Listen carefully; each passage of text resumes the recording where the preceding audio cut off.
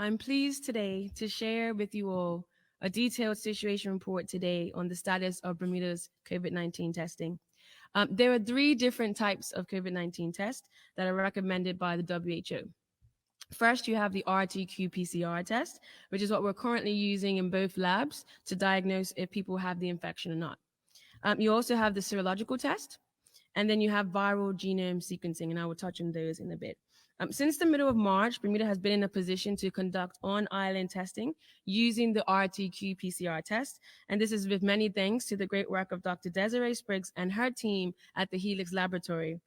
This test has three main steps, the first of which requires to open up the virus or bust it open so that we can get the genetic material out. This is called the extraction process, and it has to happen under a special UV hood. Gratefully, in Bermuda, we have two locations on island that has this. This includes the hospital and also at the Sol Site Laboratory. The virus's genetic code is actually made up of something called RNA. Maybe you've heard of DNA. This is more common to everyone, but this particular RNA is not able to be used for the next step. So what we need to do is convert the RNA into DNA. This is the second step, where we do something called reverse transcription, which changes the RNA slightly into DNA. This is what the RT part of RT-PCR stands for.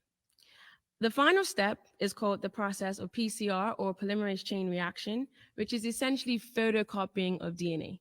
So if we start with one piece, we make two, and then it becomes 4, and then 8, etc.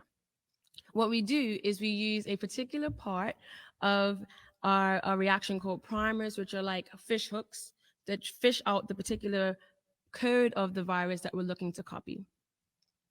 What makes these interesting is that they have a fluorescent dye, which allows us to detect how many copies of this gene is present. We use this number to tell how much of the virus is there, and that's what the Q in RT-qPCR stands for. It's quantitative. At present, we have 3 different FDA-approved RT-qPCR kits on island. The fact that we have these 3 tests is actually advantageous to Bermuda. Each kit looks at different genes and in different positions in the virus, allowing us to confirm one test with another and have that extra sense of security. We can currently look for the coronavirus family genes, which are known as the E and N genes. And also, all 3 kits look at the COVID-19 specific RD-RP gene. The sensitivity of these kits ranges from 3 to 10 copies per reaction. So if there are as little as 3 strands of the virus in your sample, we should be able to pick it up.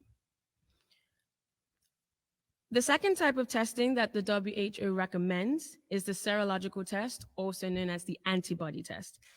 Antibodies are our body's first line of defense against anything that is foreign. Overall, antibodies trigger the immune response, which results in destroying whatever that foreign intruder is. There are 2 different types of antibody tests, both of which are on island. The Helix lab will use one where you have to draw blood, and we in the other lab will use one that uses a rapid finger prick test. Having them both on island again is extremely advantageous, as it allows us to look at different types of information.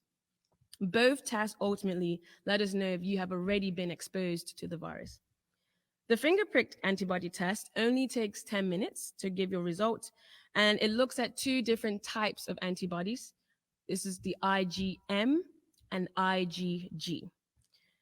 This information will allow us to understand how far along the infection stages you are.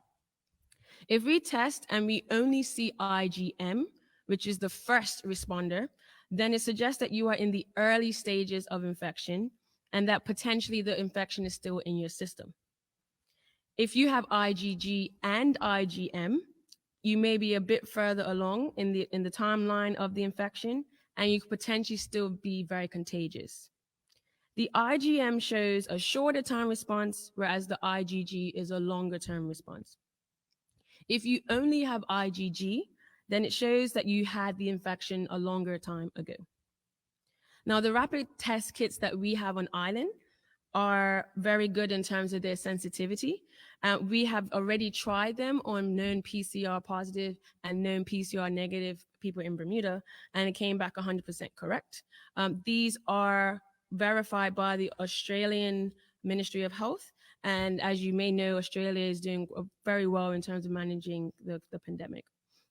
Our next step after doing this small validation study is to then test all of those who have been PCR positive before April 15th. That gives us 3 weeks since they were positive, to determine a clearer picture on the sensitivity of these tests in our hands in Bermuda. With current PCR testing, you're at a dead end if you are trying to find out how someone received the virus. If you test all known contacts and they come back as negative, then we don't know where you got it from. Using the antibody test will allow us to fill that gap. Combining the current PCR test with the antibody test will make each tool more powerful, and their efficacy is enhanced when used together. Going forward, we aim to offer this test in conjunction with the PCR test to healthcare workers and frontline workers. Antibody testing will allow us to figure out the level of exposure in Bermuda. However, I want to clarify that because you test positive for these antibodies does not mean you are immune. This is primarily because the world is still trying to figure out how this virus works. And as a global science community, we are still not sure if you overcome the virus once, that you are now set for life to be able to defend against it. Also, I want to stress that the antibody test should not be used in isolation as a diagnostic testing tool at this time. The third type of testing is the viral genome sequencing test. And what this allows us to do is to look at the full exact genetic code of the virus, which acts as a sort of fingerprint. So everyone in Bermuda has a different fingerprint. We can tell who you are. In this instance, the virus will have a slightly different fingerprint from another, and we can tell it apart. In partnership with Public Health England, by the end of this month in Bermuda, we will be able to start to send some of our samples to the UK to be sequenced, and also at the same time do some sequencing here in Bermuda.